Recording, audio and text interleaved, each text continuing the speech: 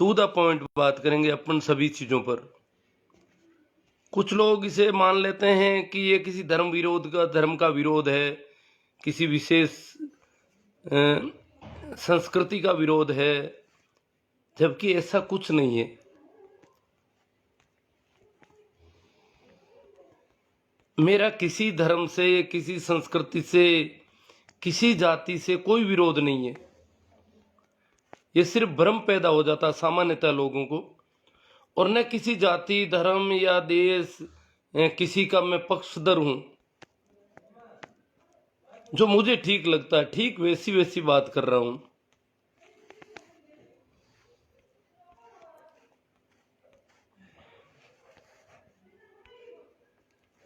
मुझे किसानों की बात ठीक लग रही है, मैं किसानों की बात कर रहा हूं। इसमें कोई ये नहीं है कि मैं किसानों का पक्षधर हूं, पूंजीपतियों के खिलाफ हूं।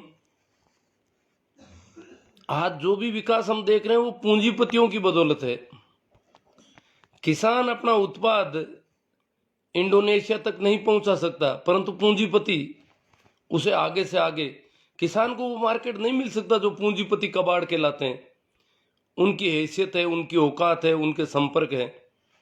तो मैं इसलिए पूंजीपतियों का भी कोई विरोधी नहीं हूं, परंतु किसान एक पीड़ित पक्ष है, मजबूरी में बैठा है, उसकी पीड़ा है, उसकी बात की सुनवाई नहीं हो रही है, उसकी अनदेखी हो रही है। इसलिए मैं सतत किसान आंदोलन के साथ जुड़ा हुआ हूँ। ये मेरा कोई किसानी मेरा धंधा रहा है, आज भी है। तो जब ये इस धंधे पर आंच आ रही है, जो इस कृषि प्रधान देश का प्रमुख धंधा है, किसी के भी धंधे पर, मजदूर के धंधे पर जब भी कोई पीड़ित पक्ष हो, किसी के हितों को आंच आए, तो हमारा एक दायित्व बन जाता है कि हम उनका साथ दें। तो अपना बात शुरू कर देते हैं। ये जो इनवाइट कर दिया कुछ एक मित्रों को, ताकि ये इसको थोड़ा जमा देता हूँ। हाँ, अब ठीक है ना। बात की शुरुआत हम करेंगे धनतेरस से। श्राद्ध के पक्ष के जस्ट बाद में, हालांकि श्राद्ध के पक्ष में भी लोग खाना खाते हैं, बहुत सारे काम करते हैं। कहने को कहते हैं कि श्राद्ध पक्ष है, अभी ये नहीं करेंगे, अभी वो नहीं करेंगे। हमारे खेतों में कटाई का काम है, वो भी शुरू नहीं करते कि नहीं श्राद्ध का पक्ष है। कितना भर रखा है खेत। जब कटाई का काम या तो पहले शुरू कर देंगे, कच्ची फसल को थोड़ी काट के शुरुआत श्राद्ध से पहले करो, बाद में श्राद्ध आ जाएंगे। और तो श्राद्ध में फिर सांस क्यों लेते हो, क्यों खाना खाते हो, क्यों जन्म जो हो गया कि जिसका, उसको कहां फेंकते हो? मृत्यु जिसकी हो गई उसको कैसे स्वीकार करते हो? विज्ञापन आ रहे हैं राष्ट्रीय चैनलों पर कि धन लक्ष्मी वर्षा यंत्र इतने रुपए में खरीद लीजिए। देखना, बच्चे पूछते छोटे छोटे क्या है ये, कि इससे धन लक्ष्मी वर्षा होती है। तो जिसके पास है वो उसको बेचने के ऊपर दे रहा है, विज्ञापन दे रहा है। कमाल की बात है, जब थोड़े से रुपये में उसको बेच भी देता है, जबकि उससे तो वर्षा हो सकती थी उसके यहां। अगर किसी के पास है तो कायदे से तो वो छिपा लेता, उसको किसी को बताए नहीं कि हमारे पास ऐसा कुछ है जिससे धन लक्ष्मी की वर्षा हो रही है, बरसात हो जाती है। पर वो छिपाता नहीं है, विज्ञापन देख करके बेचता है, ऑफर और देता है। बड़े गजब के शुभ मुहूर्त निकलते हैं, पीतल खरीदने का शुभ मुहूर्त। मैंने देखा पीतल के बर्तन खरीदो, जबकि पीतल के बर्तन पिछले जब से स्टील आया है बिल्कुल काम में नहीं लिए जा रहे हैं। कहीं कोई पीतल के बर्तन में नहीं तो पानी भर रहा है, नहीं कोई खाने पीने में काम ले रहा, कहीं काम नहीं ले रहा, लगभग नहीं के बराबर हो गए। फिर भी शुभ है, खरीदो, अन्यथा उनका कचरा निकलेगा कैसे दुकानदारों का? नहीं तो वो पीतल का बर्तन जो है उनके पास जो चमचमाट कर रहा है वो हरा रंग का हो जाएगा थोड़े दिनों बाद में। तो उनको वो माल निकालना है, अखबार वाले से कह दिया ये निकाल दे पीतल के बर्तनों का। और उनकी तो एसोसिएशन है बड़ी बड़ी, छोटा सा विज्ञापन निकलता है और पीतल के बर्तन वाले भागते हैं कि ले आओ धन लक्ष्मी, धन बढ़ जाएगा। कभी चांदी खरीदने का शुभ अवसर है। मुझे एक बार लोहा खरीदना था धनतेरस के दिन, क्या कि मेरे काम चल रहा था मकान का। तो मैं वहाँ अकेला ही था। तो लो खरीदना, तो मैंने एक दो जनों को पूछा, भाई लो खरीदना कि आज तो दुकानें मुश्किल से खुली मिलेगी, आज तो धनतेरस है। मैंने कहा धनतेरस का कहते हैं ना धातु खरीदना शुभ है, तो लोहा भी तो धातु है कि नहीं।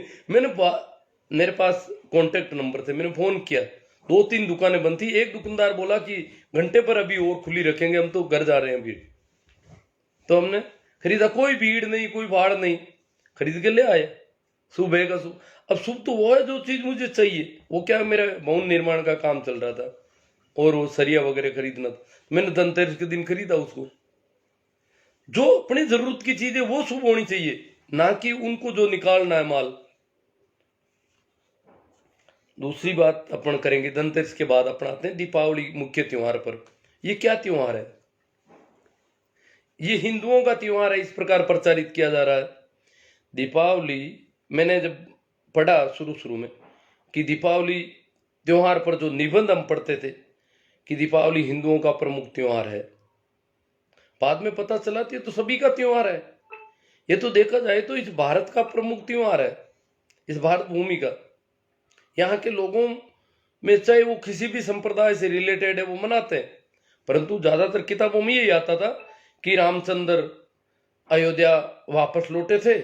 इस खुशी में 14 वर्ष का वनवास पूरा करके रामचंद्र लौटे, इस खुशी में लोगों ने दिए जलाए।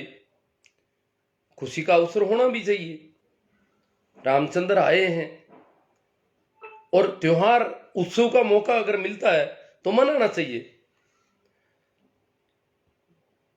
परंतु रामचंद्र से रिलेटेड अगर त्योहार है तो कोई रामचंद्र की कोई पूजा होनी चाहिए, कोई रामचंद्र की तस्वीर रखी जानी चाहिए, कोई सैया माता सीता और रामचंद्र की कोई झांकी भी होनी चाहिए। और कहते हैं कि रामचंद्र जैसे ही अयोध्या में घुसे, कहते हैं कि सीता अग्नि परीक्षा में भी सफल हो गई। उसके बावजूद किसी ने ताना मारा, कहते धोबी की बात कर रहे हैं, धोबी ने कुछ कह दिया तो फिर उसको वनवास छोड़ दिया। तो फिर ये मातम का त्योहार होना चाहिए उसके 2 दिन बाद में ही कोई। अगर ये दीपावली दिए जलाने का है तो सीता के साथ जो कुछ हुआ उसका भी कुछ होना चाहिए साथ में। दीपावली इस देश का प्रमुख त्योहार है, सभी संप्रदाय के लोग इसको मनाते हैं। जैन इसे महावीर के निर्वाण दिवस के रूप में मनाते हैं। महावीर के एक प्रमुख शिष्य गौतम गणधरा इस दिन कैवल्य को उपलब्ध हुए थे। महावीर अमावस्या को ज्ञान को उपलब्ध हुए थे, प्रज्ञा को उपलब्ध हुए थे। जिस प्रकार बुद्ध पूर्णिमा के दिन बोध को उपलब्ध होते हैं, महावीर को बोध हुआ अमावस्या के दिन। अंधेरे में कोई दिया जला, प्रकाशित हुआ, तो बहुत महत्वपूर्ण बात है। कहते हैं कि कृष्ण ने नरकासुर का वध भी इसी दिन किया। बौद्ध इसके मामले में कहते हैं कि सम्राट अशोक विजय अभियान से वापस जब घर लौटे थे तो लोगों ने दीपोत्सव मनाया, दिए जलाए। और इसी दिन भगवान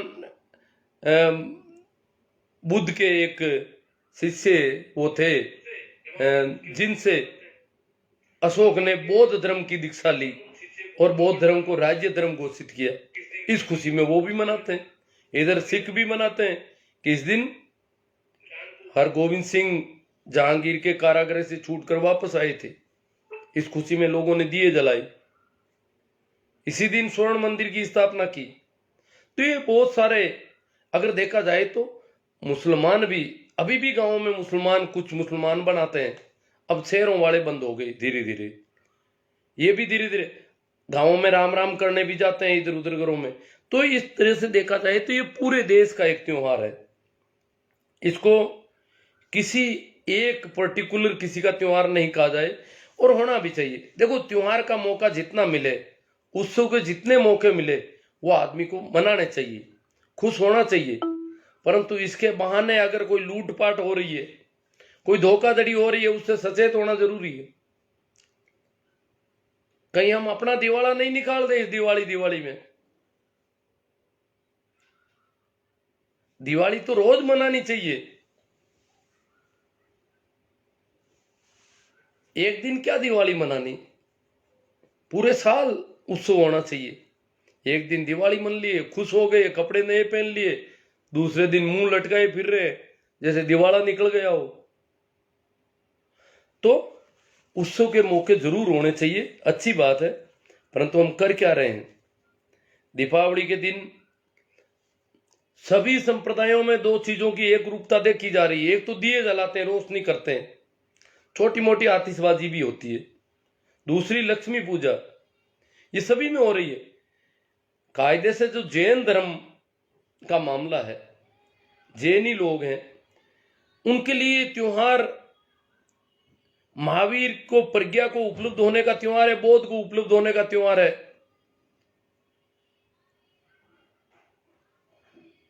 परंतु वो क्या कर रहे हैं, लक्ष्मी पूजा कर रहे हैं। बड़ी शर्मनाक स्थिति है। कोई ध्यान में बैठता, कोई मौन में बैठता, उस याद में कि आज के दिन महावीर इनलाइट हुए, उन बोध को उपलब्ध हुए, परंतु नहीं, वो भी लक्ष्मी पूजा कर रहे हैं। तो ये लक्ष्मी पूजा करीब करीब सभी कर रहे हैं इस देश में। रोशनी भी कर रहे हैं, आतिशबाजी भी कर रहे हैं। उसमें हो क्या रहा है, उस पर थोड़ी सी और चर्चा करेंगे अपन। रोशनी और आतिशबाजी पर मैं पहले ले लेता हूं। आतिशबाजी जो ये बारूद है, ये आतिशबाजी अगर होती है इतने बड़े पैमाने पर, गांव गांव में इतने कोई परफेक्ट लोग नहीं होते, आगजनी बहुत ज्यादा होती है, लोगों को नुकसान होता है, जल जाते हैं लोग, बर्न यूनिट में एडमिट होते हैं। ये बहुत बड़ा नुकसान है इसकी वजह से। इसके बजाय कोई इलेक्ट्रॉनिक आतिशबाजी हो जानी चाहिए जिससे नुकसान नहीं हो, जिससे कोई बहुत बड़े धमाके नहीं हो, परंतु चमक खूब हो जाए, अलग अलग रंग की चमक निकले। ऐसे आजकल इलेक्ट्रिक से सब कुछ हो सकता है, आग लगने का खतरा भी नहीं हो। और आतिशबाजी जो अपन देख रहे हैं ओलंपिक खेल में और में, तो ऐसी आतिशबाजी शहरों के मुख्य जगहों पर या कुछ ऐसा कुछ आयोजन हो सकता है। इसके बजाय जो इतनी आग लग रही है व्यापक, हालांकि अब कुछ कम हो गया, पहले बहुत ज्यादा था, आतिशबाजी कम हो रही है जागरूकता की वजह से। अपन रोशनी पर आते हैं। रोशनी में इस साल देखो, रोशनी, अब कोई रोशनी की कोई कमी नहीं है,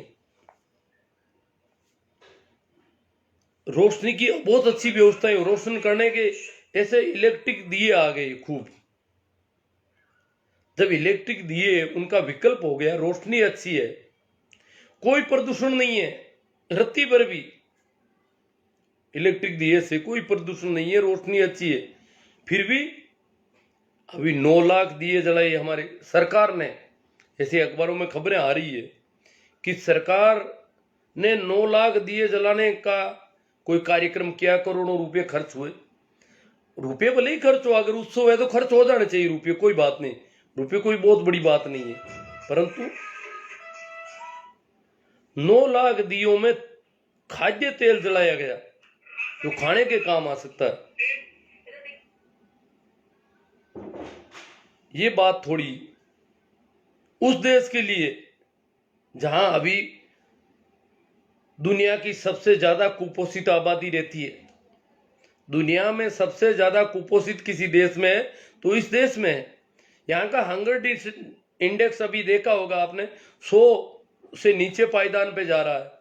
ऐसी भुखमरी जिस देश में हो, सबसे ज्यादा भुखमरी, सबसे ज्यादा किसान आत्महत्याएं, ऐसी कंडीशन वाले देश में अगर इस प्रकार तेल को जलाया जाता है, खाद्य तेल को, कितना तेल जला, करोड़ों रुपए का तेल जला। अगर 9 लाख दिए जलाए, भाई गांव गांव में दिए जल रहे हैं अलग बात है, वो उनका परंपरा है, कोई कर लेते हैं थोड़ा बहुत, परंतु सरकार प्रेरित अगर इतना नुकसान किया गया है खाद्य तेल का, रोशनी के और बहुत सारे तरीके हो सकते थे। 9 लाख की जगह 18 लाख किए जा सकते थे दिए, परंतु इससे इतना खाद्य तेल जलना, ये थोड़ा ठीक नहीं है। ये तो कह रहे हैं, कुछ लोग कह रहे हैं कि इनसे वातावरण शुद्ध होता है। जब कार्बन निकलती है तो वातावरण शुद्ध होने का कहीं कोई प्रश्न नहीं है। अगर 100 नुकसान में से एक छोटा सा फायदा हो तो इसको शुद्ध नहीं कहा जा सकता। कार्बन से जो धुएं से जो नुकसान हो रहा है वो अगर 99 और एक छोटा सा कोई फायदा हो पड़ोस में, जैसे आग लग जाए और कोई अपना सर्दी में अपने हाथ ताप ले, ये कोई फायदा हुआ क्या? या कोई बाल्टी पर पानी गर्म कर ले, ये कोई फायदा हुआ क्या? सब आग में क्या जल रहा है, सब कुछ स्वाह हो रहा है। तो इस प्रकार फायदा ढूंढ रहे हैं वहां पर कि तेल के जो दीपक जलाए। हमने बहुत कर लिया ऐसा कुछ, हजारों सालों से यज्ञ और हवन करते आए हैं। हम गेहूं जलाते आए हैं, चावल जलाते आए हैं, खोपरे जलाते आए हैं, इतनी खाद्य सामग्री, टनों खाद्य सामग्री जलाते आए हैं। क्या हो गया? क्या यहां दुर्घटनाएं कम हुई? क्या कोई और तरह का कुछ चमत्कार हुआ? इतना हजारों वर्षों से जब हम कर रहे हैं फिर भी इतना अंधविश्वास, कोई विज्ञान विकसित नहीं हो रहा है, कोई भूखमरी नहीं मिट रही है, गरीबी नहीं मिट रही है, बीमारियां नहीं मिट रही है देश से। रिजल्ट हमारे सामने है, फिर भी हम वही किए जा रहे हैं। खाद्य तेल जलता है तो क्या कार्बन नहीं निकलता, उत्सर्जित नहीं होता कार्बन उससे? क्या कार्बन नुकसान नहीं करता? कितनी ऑक्सीजन को नुकसान होता है जब खाद्य तेल ऑक्सीजन को कार्बन डाइऑक्साइड में बदल रहा है जलता हुआ, उसका धुआं। खाद्य तेल जलाना कोई धर्म नहीं हो सकता। खाद्य वस्तुएं, खाद्य पदार्थ, अगर जिस देश में भूखमरी हो वहां कैसे धर्म हो सकता है? ये अपराध है और ये अपराध हम सदियों से करते आए हैं। अब थोड़ी समझ बढ़ी है तो ये कम होना चाहिए। कम से कम सरकार के स्तर पर तो ध्यान रखा जाए, बाकी जो हो रहा है। बाकी वाला तो रुकने वाला नहीं है। जब सोमनाथ का राजा चाहता था कि मैं सेना के जरिए मोहम्मद गजनवी को रोकूं, फिर भी वो उस राजा को फेंक दिया, वार कर दिया। बोले हम हवन करेंगे, घी तेल जलाएंगे, गाय का घी जलाएंगे, इससे वातावरण शुद्ध होता है। अरे तो गाय का बछड़ा बेचारा खाने के लिए तरस रहा है, उसको तूने दूध नहीं पीने दिया जो उसके लिए दूध आ रहा था, घी निकाला, उसको भी तूने खाया नहीं, जलाया। ये कितना बड़ा अपराध होगा? जब गाय का बछड़ा, किसी भी जानवर का बछड़ा बछड़ी, दूध, स्तनपायी जानवरों के स्तनों में दूध उस बछड़े के लिए कुछ समय तक की व्यवस्था है जब तक वो दूसरा भोजन नहीं कर सके। और उसको जो निकालते हैं, सिर्फ आदमी चुराता दूध। मांसाहारी जानवर बहुत है, परंतु दुग्धाहारी आदमी एकला जानवर है जो ज्यादा उम्र में भी दूध पी लेता है, दूध खा लेता है, दूध से बनी हुई चीजें खाता है। तो जानवर पर क्या बीतती होगी? वो छोटा बछड़े का दूध अपने चुराया है। कुछ लोग कहते हैं वो बछड़ा खाएगा तो मर जाएगा, इतना दूध ज्यादा होता है। ज्यादा नहीं, बछड़े को कभी नहीं खिलाया जाता, और कभी 4-6 महीने में एक आध बार खाता है तो तकलीफ होती है। रोज खिलाता जाओ, बछड़ा अपने आप उस ढंग से बढ़ेगा। माँ का दूध बच्चे के लिए होता है, किसी भी माँ के लिए, परंतु उसकी चोरी करी, कोई बात नहीं, कर ली, आपको काम में लेना है, उसको दवाई में काम लेना है, खाना है, खा लो, तब तक ठीक है। परंतु उसका घी निकाल के जलाते हो, हवन कर रहे हैं गाय के घी का। गाय हमारी माता है, माता है तो तुम गाय का घी खा लेते, उसका दूध पी लेते, उसका घी निकाल के जलाते हो, ये कैसी माता हुई? वो तो दूध अपने उस बछड़े का, बछड़ा जब नीचे आता है तो वो दूध देने को तैयार होती है, और तुम बछड़े को दूर करके दूध निकाल लेते हो। कोई बात नहीं, तुम अपने बछड़ों को पिला दो, परंतु उसका घी निकाल के जलाते हो हवन के नाम पर, धर्म के नाम पर। ये क्या है? मुझे अभी बताया आज ही किसी ने, फोन पे बात हो रही थी, बोले हमें मेरी माँ ने कहा कि 2 दिए लगाने। मैंने कहा जाने दो, आज खूब रोशनी है चारों तरफ, लोगों ने खूब दिए लगा दिए, कि 2 तो अपन भी लगा देंगे। नहीं, 2 ही नहीं लगाएंगे। तो 2 दिए का उन्होंने कहा कि मैंने तेल बचाया, और उस तेल को एक कुतिया पड़ोस में, जिसको बच्चे होने वाले थे, उसको भूख ज्यादा लगती है, उसको तेल चूर के, रोटी जो थी उसको तेल डाल दिया, वो 2 दीपक होगा। और वो रोटी उसमें तेल लगा करके अच्छा चूरमा बना के उसको खिला दिया। बड़ा अच्छा लगा। दिए तो खूब थे, पूरे गांव में थे। इस दियों के अलावा और ट्यूबलाइटें और लगी हुई थी, रोशनी की कोई कमी नहीं थी। अगर रोशनी का त्योहार है, प्रकाश पर्व है, तो प्रकाश था। वो 2 दियों का तेल वो कह रहे हैं कि मैंने उस कुतिया को खिला दिया। और यहां कह रहे हैं गाय का घी निकालो और फिर जलाओ उसको। कोई खा क्या ले, चींटी चींटा भी क्या खा ले उसको। ये धर्म है? वो हमारी माता है, वो तो उस बछड़े की माता थी बेचारे की। कोई बात नहीं, तुमने माता बना ली, तुम खा लेते, परंतु तुमने उसको जलाया है। इससे बड़ा अपराध क्या हो सकता है? ये कैसा धर्म है? कुछ अच्छी बातें हो तो ग्रहण करें, खराब बातें हो तो हाथों हाथ उनको अलग किया जाए, तब धर्म। समझदार आदमी, प्रज्ञा जब जिसमें होती है वो। क्योंकि सभी संतों ने आज तक दुनिया में जो भी हुए, उन्होंने अंधविश्वास और पाखंड पर करारा प्रहार किया। उनकी समझ बढ़ी, उनको बोध हुआ, तो उन्होंने कहा ये गड़बड़ियां हैं, ऐसा तो नहीं होना चाहिए। पूरी दुनिया में हम एकमात्र कौम है जो यज्ञ और हवन करती है, और सबसे ज्यादा गरीबी, बीमारी, भूखमरी। अगर बीमारों के आंकड़े देखें तो इतने बीमार कहीं मिलेंगे नहीं जमीन पर। इतनी दुर्घटनाएं जमीन पर कहीं नहीं होती। गाड़ियां आपसे ज्यादा है लोगों के पास, पर दुर्घटनाएं यहां ज्यादा होती है।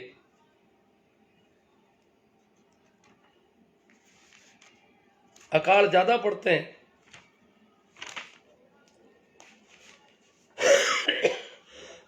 अब गोबर भक्त जब तिल मिलाते हैं, गाड़ियां निकालते हैं, बोलते हैं वातावरण शुद्ध हो रहा है। अब धुएं से कोई वातावरण शुद्ध हुआ कभी किसी का? कुछ तो रसायन विज्ञान का भी पता होना चाहिए हमको। कुछ हमें जीव जगत के लिए क्या चाहिए, वो धुआं चाहिए। हाँ, वनस्पतियां जरूर कार्बन को काम में लेती है, कार्बन डाइऑक्साइड को भोजन में जो भी। इसीलिए तो हम कह रहे हैं किसानों को कार्बन क्रेडिट मिलनी चाहिए। किसान इतनी कार्बन को काम लेते हैं, जब खेती करता है तो केवल फसल भी पैदा नहीं करता है, वातावरण को शुद्ध भी करता है। जो भी कार्बन फैला है उसको वो कार्बन को काम में लेता है फसल में। तो कार्बन क्रेडिट मिलनी चाहिए किसानों को कायदे से। तो परंतु ये कार्बन फैला रहे हैं, दोष पराली को देंगे, ये दिए जलाएंगे, ये आतिशबाजी करेंगे, ये धमाके करेंगे, ये आग लगाएंगे। पराली दोषी है, पराली को भी रोका जाना चाहिए, उसके लिए भी कोई विकल्प होना चाहिए। परंतु वो उनकी अभी तक अनिवार्यता है जब तक हम विकल्प नहीं पैदा कर रहे। आतिशबाजी के विकल्प हैं, इलेक्ट्रॉनिक आतिशबाजी कर लो, आप खुशी मनाओ, नाचो गाओ, बहुत सारे विकल्प मिल जाएंगे। पराली वालों को अभी वो विकल्प सरकार उपलब्ध नहीं करवा रही है।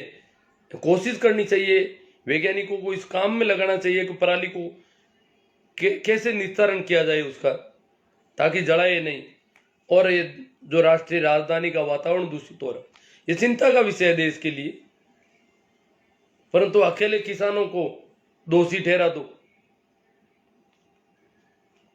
कुछ लोग कह रहे रोजगार मिल रहा है, जो दिए बनाए, मिट्टी के दिए बनाए, उनको रोजगार मिल गया। अरे भैया, दिए तो अभी 1 महीने में बनाए, बाकी पहले रोजगार क्या था उनका? बाद में क्या होगा उनका रोजगार? ये कोई बहानेबाजी। वो और भी कोई काम कर सकते तो उससे रोजगार मिल जाता। किसान कामगारों को आय हो रही है, तेल बिक रहा है। अरे खाद्य तेल खाने में काम आना चाहिए था, किसानों की आय की चिंता है। तो फिर जब किसान के पास खाद्य तेल है तो आप क्यों बाहर से मंगा रहे हो? उस समय किसान को पूरा पैसा दे दो बेचारे को।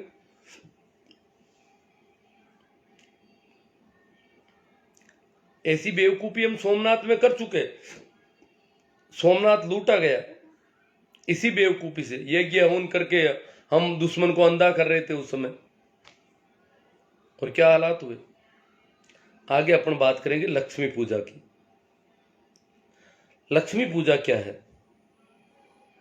सीधी सीधी बात है। बिना कमाए, बिना कमाई किए हुए, बिना कोई काम किए हुए, बिना कोई उद्यम किए हुए, परिश्रम किए हुए धन की आकांक्षा करना धर्म के नाम पर, यह धार्मिक आदमी का लक्षण है। कह रहे हैं हम धर्म कर रहे हैं, तिलक लगाया, मोड़ी लगाया, सज धज के बैठे हैं, लक्ष्मी चाहिए हमको। मैंने तो कल कह दिया था कि भैया हमें लक्ष्मी नहीं चाहिए, और लक्ष्मी से निवेदन है कि उनके वहां चली जाए जो बेचारे आंखें फाड़े बैठे हैं। हमें ऐसी बिना कमाई कोई लक्ष्मी वक्ष्मी कुछ नहीं चाहिए, चली जाए वहां पे आराम से। मैंने तो सबके भले के लिए किया, कम से कम वो मेरे यहाँ आती तो किसी एक आदमी का नुकसान हो जाता, ताकि वो सीधी उनके वहां चली जाए।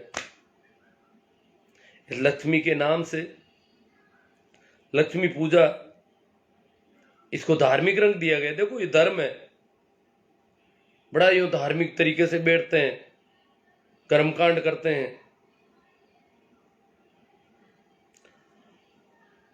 यहां भारत अकेला देश है जहां लक्ष्मी पूजा होती है, धन की पूजा होती है, रुपये पैसों की पूजा होती है। मैं तो कई बार देखता हूं, कागज का नोट देते हैं, लोग उससे सलाम करते हैं।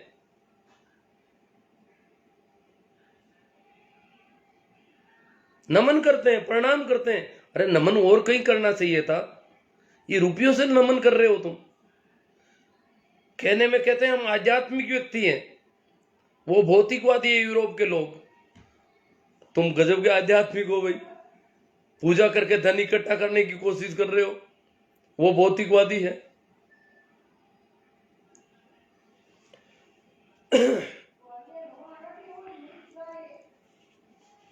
लक्ष्मी पूजा करना मेरी दृष्टि में भ्रष्ट आचरण है, भ्रष्टाचार है। बिना कमाए हुए धन की आकांक्षा करना क्या है? लक्ष्मी आएगी, और एक अकेले कोई नहीं करते, सभी संप्रदायों के लोग कर रहे हैं यही काम। जैनी तक कर रहे हैं, घर के दरवाजे खुले रखते हैं कि लक्ष्मी आई। हालांकि समझ जाते हैं, एक कहानी है, घर के दरवाजे जो पूरी रात खुले रखते हैं। मेरे एक मित्र हैं, उनके दादाजी वो बहुत बता रहे थे कि वो कह रहे थे हमारे घर में तो गरीबी थी, कोई ज्यादा धन माल था नहीं, वही गुजारा बड़ा मुश्किल से होता था, कर्ज भी था छोटा मोटा, खेती बाड़ी में जो दान होता था वो पूरे साल बड़ा मुश्किल से काम चलता था। ऐसा ही हमारा घर था, ऐसा ही एक छोटा सा दरवाजा था, पूरा दरवाजा भी नहीं था, परंतु वो कुत्तों के लिए छोटा दरवाजा कर रखा था ताकि कुत्ते नहीं घुसे। लक्ष्मी आए तो उसको फांद के भी जा सकती है। तो वो कह रहे हैं कि हमारे दादा ने कहा कि भाई हमने दरवाजे खूब खुले रखे, इतनी उम्र बीती है। आदमी को उम्र बीतती है तो कुछ अनुभव भी आना चाहिए, आता ही नहीं। अनुभव नाम की कोई चीज नहीं है। वो बुजुर्ग थे, कई बार दरवाजे खुले रखे होंगे, परंतु कभी कोई नहीं आई, आंखें भी फाड़ी। दूसरे दिन देखा कहीं लक्ष्मी आ गई हो कोने कचोरे में, कहीं अलमारी में, अलमारी तो कहां थी, कोई छोटी मोटी थैली वेली में कहीं धन डाल के चली गई हो, सोने की मोहरें छमछम करती हुई लक्ष्मी आई हो घर में, परंतु कोई नहीं आया, कुछ नहीं। वो का वो गरीबी, वो की वो स्थिति। तो उन्होंने कहा कि भाई आपने आटा खुला रखने की जरूरत कोई नहीं है, दरवाजे खुले रखने की कोई जरूरत नहीं है, ये लक्ष्मी अपने यहां आने वाली नहीं है। और दरवाजे खुले रखोगे, ये जो लापसी बनाई हुई है शाम को दिवाली की, ये कुत्ते खा जाएंगे, ये और गंवा देंगे अपन। क्यों भैया हमने दरवाजा आटा पति खोला रह गया, लीज में बीज में आवेली को नहीं, अरे अल्लाह भी कुत्ता खा जी, उल्टा नुकसान हो जाएगा। मतलब ये अनुभव एक देखो, बूढ़े बुजुर्ग, अब मैं तो पढ़े लिखों को देखता हूं तो तरस आता है, दया आती है। मेरे एक मित्र है, वो कहते थे कि हमारे दादाजी लोगों से झगड़ पड़ते थे ऐसी बेवकूफी भरी अंधविश्वास की बातों पर। वो कहते थे कौन सा भगवान, कौन सा चमत्कार, ये चमत्कार मैं बताता हूं आपको। वो कहते मैं चमत्कार बताऊं, इधर आओ, क्या चमत्कार बता। उनके गांव में वो बड़ा थोड़ा कस्बा था, नल आ गया था आज से 50 साल पहले भी। तो वो नल आया तो वो कह रहे हैं देखो मैं नल खोलता हूं तो पानी आता है, इससे ज्यादा चमत्कार क्या होगा। उस समय बिजली तो नहीं थी पर नल आ गया था वहां बिजली। तो वो कह रहे हैं कि नल खोलता हूं तो पानी आ जाता है, ये चमत्कार कम है क्या। आज तो अगर मोबाइल, चमत्कार हजार तरह के चमत्कार हैं, उनको कोई हाथ ही नहीं जोड़ता बेचारों को, चमत्कारों को। आप और मैं कितने दूर बैठे हुए एक दूसरे से बात कर रहे हैं, कोई छोटा चमत्कार है। परंतु कभी न तो मोबाइल से हाथ जोड़ते हैं, न मोबाइल के टावर से हाथ जोड़ रहे हैं। कायदे से तो मोबाइल का जो टावर है या जो कंपनी है उसके चारों ओर परिक्रमाएं करनी चाहिए। अगर इतना ऐसा चमत्कार हो रहा है, या जिन्होंने आविष्कार किया और यहाँ छोटी छोटी दिए जलाओगे वातावरण शुद्ध हो जाएगा, इतनी बेहूदी भरी बातें, चमत्कार बता रहे हैं उनको सबको। अभी चिड़ेंगे, गोबर भक्त आएंगे, यहाँ पे गालियां निकालनी शुरू कर दी होगी शायद उन्होंने। अब अपन बात करते हैं होली और दीपावली पर जो राम राम हो रहे हैं उस पे। ये क्या है, ये कौन सा राम है। दिवाली को तो चलो कहते हैं कि रामचंद्र घर आए थे, होली पे कौन सा राम है। वहां तो कोई राम से संबंध ही नहीं बता, वहां तो कहानियां और दूसरी कही जा रही है। ये सब कहानियां गढ़ी गई है, फिर भी राम राम कर रहे हैं। ये राम राम क्या है, ये राम का नाम क्या है। क्या ये रामचंद्र का नाम है, दशरथ के बेटे का। इस पे थोड़ी बात होनी चाहिए। जो हम राम राम कर रहे हैं होली दिवाली का, ये राम राम रामचंद्र से रिलेटेड है या कोई और मामला है। क्योंकि रामचंद्र अगर दशरथ ने अपने बेटे का नाम दिया है तो जरूर राम का नाम उससे भी पुराना है, तभी तो रामचंद्र नाम दिया, नहीं तो वो रामचंद्र नाम क्यों देते। नाम प्रचलन में पहले से कोई जब नाम आता है तो लोग नाम दिलाते हैं। जैसे अभी कोरोना नाम दिला दिया कईयों ने, बच्चों का नाम कोरोना, पहले तो कभी नहीं दिलाया। यहां तक कि क्वारंटाइन नाम भी दिए। मैंने कहा भाई आइंस्टाइन है, क्वारंटाइन है, क्वारंटाइन भी नाम दिला दिया लोगों ने बच्चों का। ये नाम जब प्रचलन में आते हैं तो नाम होता है, इसका मतलब राम का नाम रामचंद्र के जन्म से पहले भी था। कहानी तो ये कहते हैं कि जो रामायण है वो रामचंद्र के जन्म से पहले लिखी गई थी। लिखी किसने, वाल्मीकि ने। इसका बाद में ये नाम वाल्मीकि संस्कृत के हिसाब बाल्या भील नाम था। कहानी ये कहती है कि बाल्या भील डाकू था, डाके डालता, लोगों को लूट लेता था, लूटपाट का ही धंधा था उसका, कोई साधु वाधु नहीं था। पर तू सीधा सा है, जब जरूरत है तो लूट लो, कमाने की मेहनत करो। खोप उसका हो गया था तो दिक्कत क्या है, ये ठीक है, कमा तो लोग रहे हैं। ये भी एक सीधापन है कि कमाया सीधा लूट लो बस, ये उसको ठीक लगता। कमा लिया किसी ने, लूट लो, ये उसका सीधापन था थोड़ा। तो वो ऐसा लूटपाट का धंधा करता था। कहते हैं कि एक दिन वो जंगल में था, हालांकि वो जिधर होता लोग रास्ते बदल देते थे। बहुत बड़ा खोप था उसका, बाल्या भील का नाम सुनते ही लोगों की छाती बैठ जाती थी। जब पता होता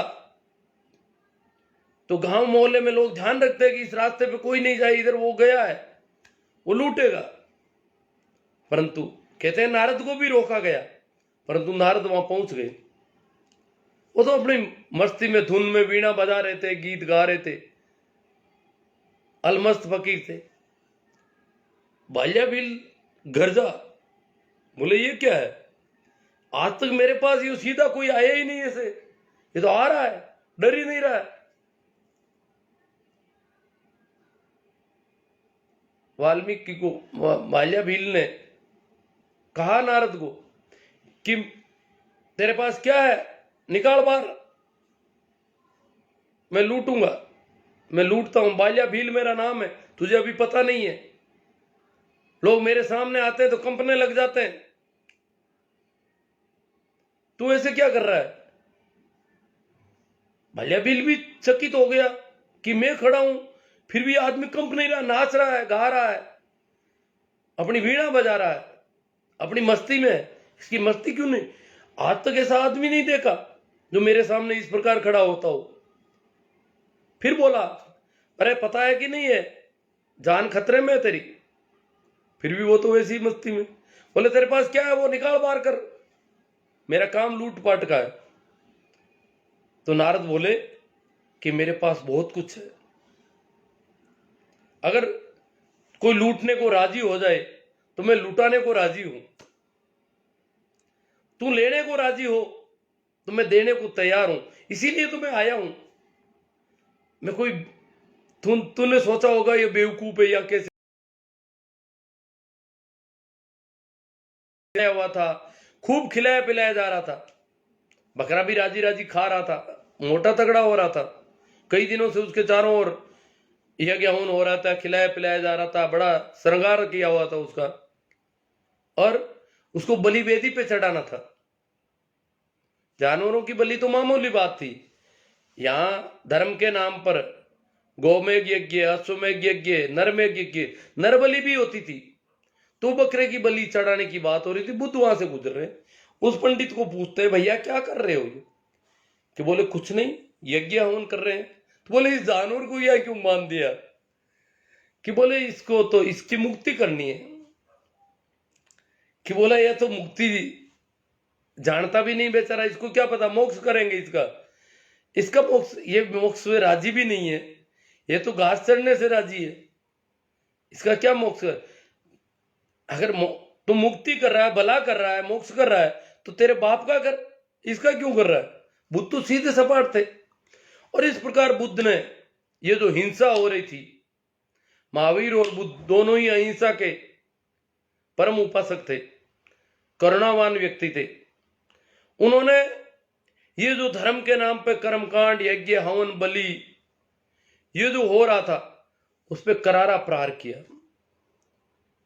लोग उनके तरफ आकर्षित हुए, पंडितों के धंधे बंद हो गए, पंडित के पास कोई जाता ही नहीं कर्मकांड करवाने के लिए, उनके पास जाने लगे लोग। ये ठीक है, उनका विहार चलता था, लोग उनकी सानिध्य में बैठ करके साधना कर रहे थे, लोग छुटकारा पा रहे थे इनसे। तो पंडितों को भी अपने धर्म में बहुत बदलाव करना पड़ा। पूरे उत्तर भारत में जहां जहां महावीर और बुद्ध जैन धर्म का इनका प्रसार था, पंडितों ने बलि करनी बंद कर दी, जानवरों को मारना बंद कर दिए। हिंसा, धर्म के नाम पर जो हिंसा धार्मिक कार्य था, लोग तो इसे बहुत बड़ा धर्म मानते थे, और काटे जा रहे थे जानवर, तो वो बंद हुई महावीर और बुद्ध की वजह से। परंतु बुद्ध का धर्म यहां से उखाड़ दिया गया, महावीर का धर्म सिमट कर रह गया कुछ एक लोगों तो, क्योंकि बहुत ज्यादा अहिंसा की अति थी। खेती कर नहीं सकता अगर कोई जैन धर्मी आदमी है तो, खेती में तो हजारों जीव मरेंगे। और भी बहुत सारे काम नहीं करते, वो व्यापार ही करते और कुछ नहीं, सूखा सूखा ही, गीले में तो कहीं जाए तो जीव मर जाए, तो सूखे मालों को व्यापार करते थे वो। तो इस प्रकार उनकी तो संख्या छोटी मोटी थी। बाद में जो हकीकी जनता जो इनके कर्मकांड, अंधविश्वास और पाखंड में पकड़ी हुई, जिली हुई थी, उनके लिए कबीर आते हैं। कबीर राम नाम के सुमरन की अलग जगाते हैं वापस एक नए सिरे से, और कबीर के साथ एक बहुत बड़ा आंदोलन, बहुत बड़ी क्रांति होती है। सभी संत क्रांतिकारी होते हैं, चाहे जीसस है, क्रांतिकारी होते हैं, तभी तो लोग मारने के लिए दौड़ते हैं इनके खिलाफ। ये नहीं कि अंग्रेज क्रांतिकारियों को मारते हैं, क्रांतिकारियों को आम लोग भी मारते हैं। अंग्रेज क्रांतिकारियों को जेल में डालते थे, परंतु जीसस को किसने पकड़ा? मंसूर को किसने पकड़ा? इनको भी पकड़ा गया, मारा गया, सुकरात को जेर दिया गया पकड़ करके। ये क्या है? ये जब क्रांति, जब आंदोलन होता है, विद्रोह होता है, तो सारी जनता नाराज हो जाती है विद्रोह से। तो यही हुआ, कबीर से भी लोग नाराज हुए, परंतु वो राम नाम का ऐसा एक चला भक्ति आंदोलन, सूफी और भक्ति आंदोलन दो आंदोलन थे। सूफी आंदोलन मुसलमानों में जो अंधविश्वास थे उसके खिलाफ नाचते हुए सूफी फकीर होते थे, निजामुद्दीन औलिया, मोइनुद्दीन चिश्ती, ऐसे फकीर थे। तो ये एक बहुत बड़ा आंदोलन सूफी आंदोलन था। दूसरा भक्ति आंदोलन था। इसको अब आजकल क्या है कि वो वाम से पौड़े चिढ़ते हैं कि ये तो मुक्ति आंदोलन था, इसको भक्ति नाम दे दिया। भक्ति क्रांति का नाम है। भक्ति कोई यूं नहीं है कि ये भक्ति आंदोलन के संतों ने इस सारा जो कर्मकांड थे, दिए बत्ती थे, अगरबत्ती थे, उनकी पूरा विरोध किया, सख्त विरोध किया। इस अंधविश्वास के परखचे उड़ा दिए। परंतु कबीर भक्त है, रैदास भक्त है, मीरा भक्त है। रैदास की चेली है, कबीर और रैदास गुरु भाई है, मीरा भक्त शिरोमणि कहलाती है। परंतु मीरा पाखंड और अंधविश्वास के खिलाफ है। मीरा की वाणी को अगर ध्यान से देखेंगे तो बहुत सारी ऐसी बातें मिलेगी अपन को।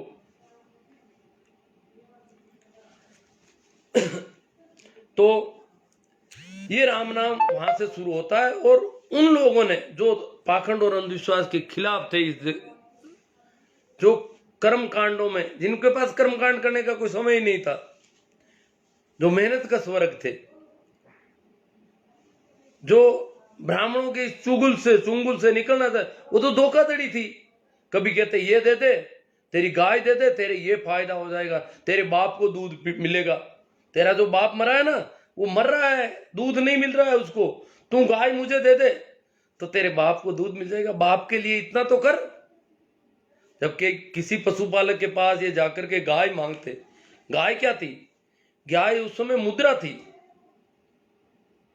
गाय बहुत कीमती चीज थी। इस देश में बहुत लंबे समय तक गाय मुद्रा के रूप में मानी गई, विनिमय का साधन था। किसी भी राजा की ताकत इस बात से मानी जाती थी कि उसके पास गोधन कितना है, गायें कितनी है। और ये पंडित जाकर के बेचारे भोले भाले पशुपालकों से, किसानों से गाय मांग लेते। बोले तू तो गाय का दूध पी रहा है, तेरे बच्चों को पिला रहा है, तेरा बाप मर रहा है, शर्म नहीं आती तुझे? गाय पसंद आ गई महाराज को। बोले क्या करें? तो मुझे दे गाय, तेरे बाप को दूध मिलेगा। मुझे गाय, मैं पीऊंगा, मैं दूध ले जाऊंगा इसको और तेरे बाप को इस गाय का दूध मिल जाएगा। इस प्रकार की बहुत सारी धोखाधड़ियां, जो कर्मकांड, पाखंड, कभी कहते ये चढ़ावा कर दे, कभी कहते ये कर दे, कभी कहते ये कर दे। इससे निजात पाने के लिए लोग महावीर, कबीर, दादू, दरिया, मलूक, पलटू, रैदास, रजब, रामदास, नानक, इनके साथ जुड़ गए।